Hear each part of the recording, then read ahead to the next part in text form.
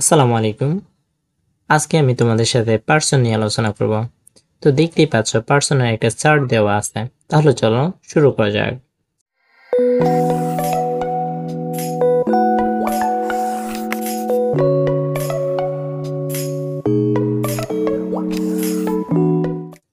Person, তো person আমরা সবাই জানি যে পার্সন হচ্ছে তিন ধরনের, ফার্স্ট পার্সন, সেকেন্ড পার্সন এবং থার্ড পার্সন। ফার্স্ট পার্সন এবং সেকেন্ড পার্সন, থার্ড পার্সন এই পার্সনগুলোকে আবার সিঙ্গুলার এবং প্লুরাল হয়। তো ফার্স্ট পার্সন সিঙ্গুলার হচ্ছে আই, প্লুরাল হচ্ছে উই। সেকেন্ড পার্সন সিঙ্গুলার হচ্ছে ইউ, প্লুরাল হচ্ছে ইউ।